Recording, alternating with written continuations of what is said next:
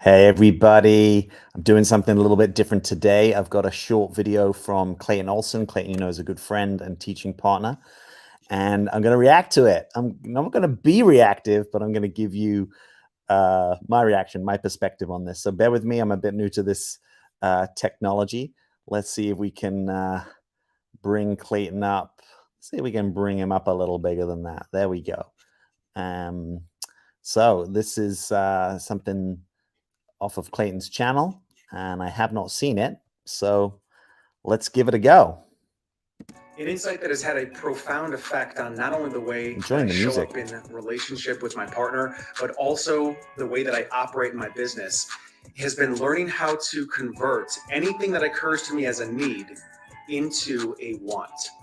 So, ooh, this is interesting. I haven't had anyone kind of talk from this perspective. If I'm in my relationship and I feel like I need this or I need that from her, or I'm in my business and I think, God, I need to do this and I need to do that, I may quickly find myself in a prison of obligation.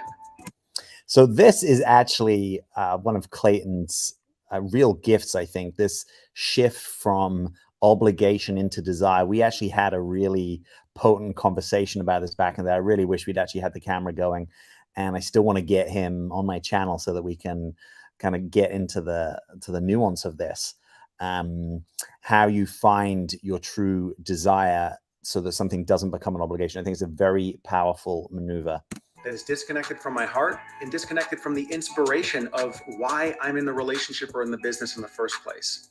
But when I slow down, when I feel something as a need, slowing down, generally a good idea. And I dig deep and I find that original desire, that original want, that then somehow mutated into a need.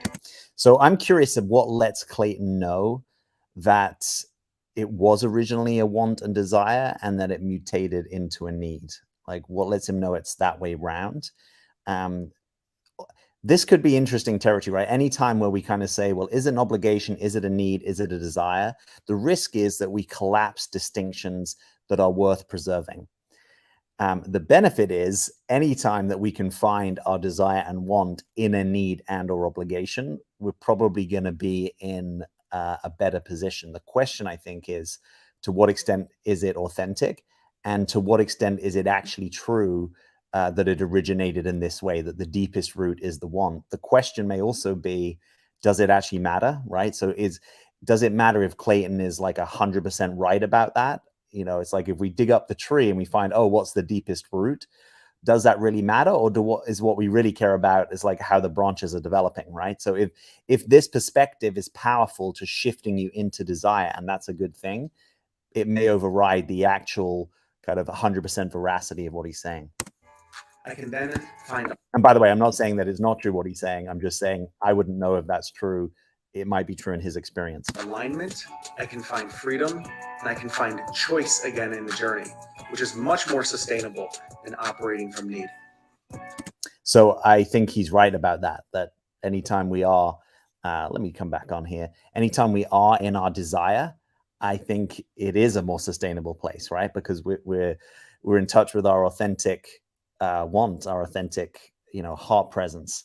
So I like what he's pointing to here. It's where maybe my question is with Clayton on this topic is, is obligation a problem?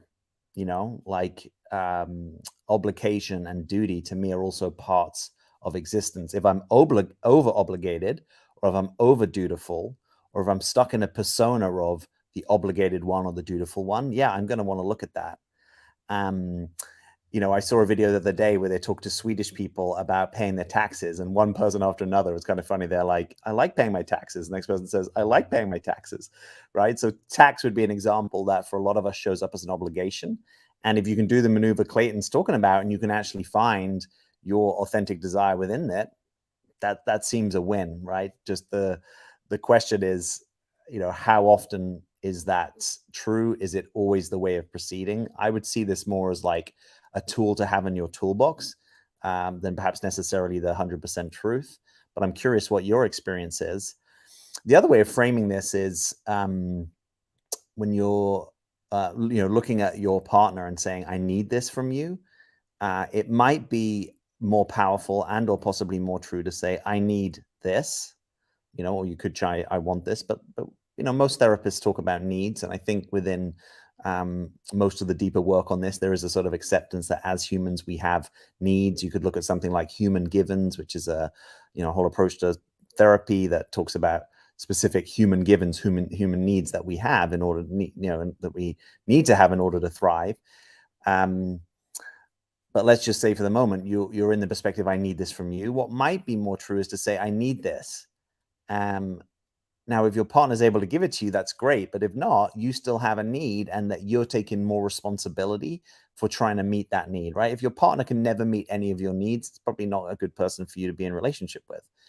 But just where possible, coming from this place of, oh, I have a need, can it be fulfilled here? But I'm still going to be responsible for it. So if I need a little bit more variety, I'm going to take responsibility for bringing more variety into my life.